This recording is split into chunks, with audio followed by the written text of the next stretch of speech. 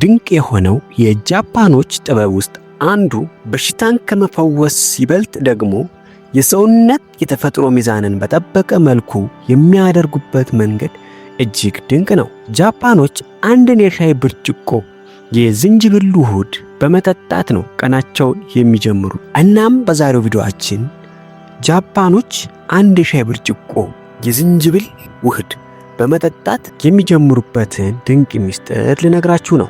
እናም ውድ የቻናሌ ቤተሰቦች አንድ የሻይ ብርጭቆ የዝንጅብል ሻይ ብትጠጡ በሰውነታችሁ ላይ የሚፈጠረው ለውጥ ቀናትን ወይንም ሰዓታትን አይደለም የሚጠብቀው። ይልቁንስ ገና ቀመስ ስታደርጉት በ3 ሰከንድ ውስጥ የሚሰማችሁ ያ የማቃጠል ስሜት ሰውነታችሁ በዝንጅብሉ ውስጥ ላሉ ንጥረ ነገሮች ምላሽ እየሰጠ መሆኑን የሚያሳይ ምልክት ነው።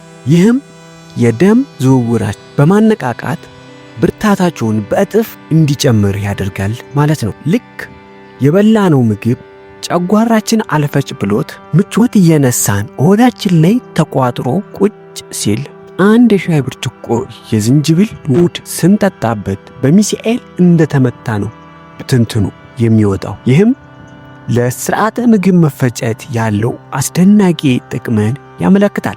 እያንዳንዱ የሰውነታችን ስርዓት ስራውን በአግባቡ እንዲሰራ በእጅጉኑ ይረዳል። ዝንጅብል እንደ ማቅለሽለሽ ላለበት ሰው በተለይም በእርግዝና ጋር ተያይዞ ከጉዞ ወይንም ከህመም ጋር ተያይዞ የሚመጣን የማቅለሽለሽ ስሜት እና የማስመለስ ችግርን በቀላሉ ለማቅለል ያግዛል።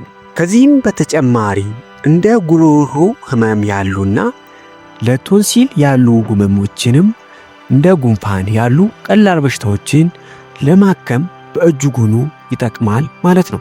ዝንጅብል ከሚሰጣቸው አስደናቂ ጥቅሞች ውስጥ የጡንቻ ህመም ወይንም ደግሞ በወር አበባ ጊዜ የሚከሰት ህመምን የማስታገስ ሂደቱ እጅግ በጣም ድንቅ የሆነ ነው ማለት ነው። ባለው አንቲኦክሲዳንት አማካኝነት ለቆዳ ውበት ለመጠበቅ ጃፓኖች እስካሁን ድረስ የሚጠቀሙበት ሂደት ነው። ዝንጅብል የሰውነታችንን የበሽታ የመከላከል አቅም በእጅጉኑ ይጨምራል። እናም ጃፓኖች የሚጠቀሙበት ሌላው ትልቁ ምስጢር ደግሞ ለወንዶች የወሲብ አቅምን በመጨመር ረገድ ከፍተኛ ነው ብለው ያምናሉ።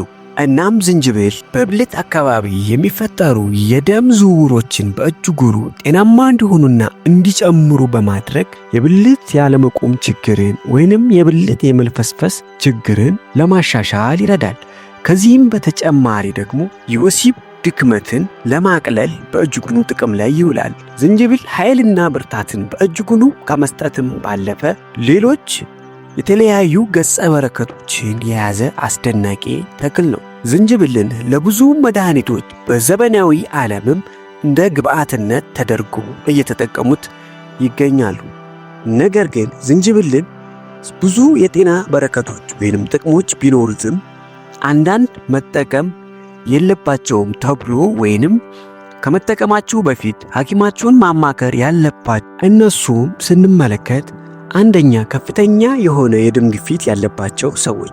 ዝንጅብል የደም ዝውውርን በእጅጉኑ ስለሚጨምር ከፍተኛ የደም ግፊት ያለባችሁ ሰዎች ከመውሰዳችሁ በፊት ሐኪማችሁን ማማከር ወይንም የምትወስዱትን መጠን በእጅጉ መቀነስ መቻል አለባችሁ። ሁለተኛ የስኳር መድኃኒት የሚወስዱ ሰዎች። ሶስተኛ የመውለጃ ጊዜያቸው የደረሰ ነፍሰ ጡሮች። አራተኛ የደም ግፊት ያለባቸው ነፍሰ ጡሮች እንዲሁም የደም መፍሰስ ችግር ያለባቸው ሰዎች።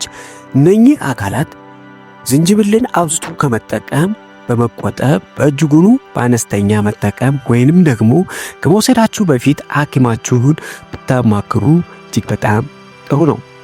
እናም ለዛሬ ያዘጋጁላችሁ አጭር ያለ ዝንጅብል የጤና ገጸ በረከት በተመለከተ ይህን ይመስላል ማለት ነው። በቀጣይ በሌላ ቪዲዮ እንገናኛለን።